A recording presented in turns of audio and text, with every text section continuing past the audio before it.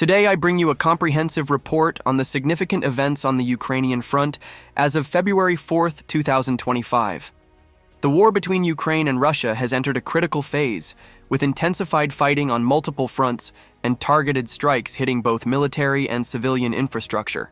Let's take a closer look at the recent developments shaping this prolonged and complex conflict. Let's begin with the event that has captured the most international attention, the deadly strike on Izium. This morning, a Russian Iskander ballistic missile hit the city center, killing 5 people and injuring at least 50 others. Among the victims were civilians, including several children. This attack brings back memories of the intense battles of 2022, when Izium was a major strategic point. Located in the Kharkiv region, the city controls essential communication routes leading to the Donbass. Local authorities describe the damage as catastrophic, with residential buildings and civilian infrastructure severely damaged. Despite a swift response, rescue teams faced significant challenges due to damaged roads and a shortage of medical supplies. The strike on Izium fits into a broader Russian strategy, which seems to involve intensifying urban strikes to undermine civilian morale and slow down Ukraine's counteroffensive efforts. However, this strategy has its limits. It strengthens Kyiv's determination to resist and secure more international support. The European Union, through its president Ursula von der Leyen, has already strongly condemned this attack, promising new targeted economic sanctions against Russia. Now let's turn to Bakhmut, where intense fighting continues. For several months, this small town in eastern Ukraine has been at the center of military and media attention. Russian forces have deployed significant resources to capture the city, but Ukrainian troops are putting up fierce resistance. Violent clashes were reported again this morning on the southern and eastern outskirts of the city. Russian forces are attempting to outflank Ukrainian positions by targeting supply lines. However, according to military analysts, this tactic could prove costly in terms of human losses. Ukrainian defenses have been bolstered with fortified positions and the effective use of anti-tank weapons provided by Western countries. The battle for Bakhmut is not only military but also highly symbolic. For Russia, controlling the city would be an important propaganda victory, allowing Moscow to show tangible progress after several months of stagnation. For Kyiv, however, Bakhmut has become a symbol of resilience, a modern Stalingrad, according to some observers. Ukrainian President Volodymyr Zelensky recently stated that defending Bakhmut is essential to deplete the enemy and prepare for the next counteroffensive.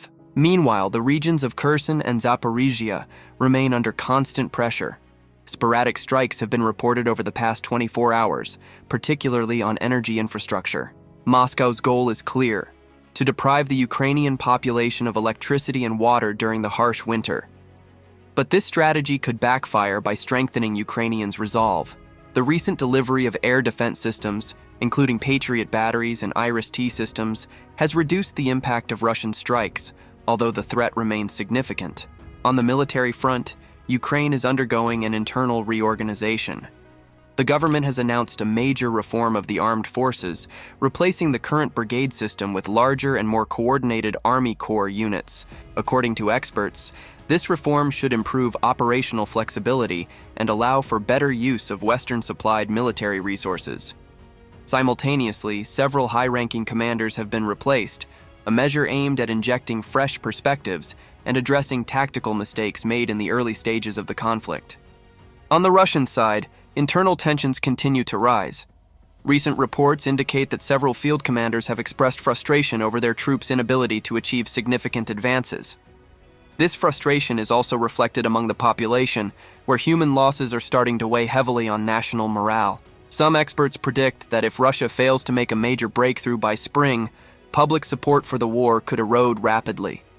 On the international stage, support for Ukraine remains strong, but some differences are beginning to emerge among Western allies.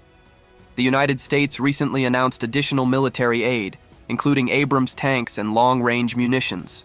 However, this aid is conditional on greater transparency from Ukraine regarding how these assets will be used.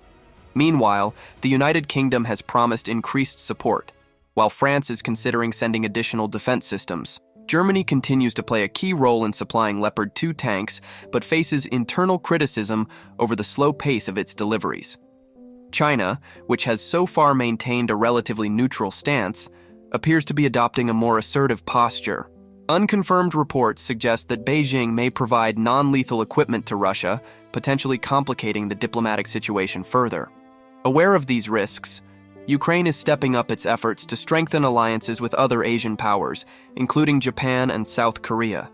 In conclusion, the war in Ukraine is far from over. The current situation shows that the coming months will be decisive. Ukraine's ability to maintain its defensive lines, launch effective counteroffensives, and secure continued support from its allies will be crucial in determining the outcome of this conflict. Subscribe to follow our daily updates on this war, which is reshaping global geopolitical balances.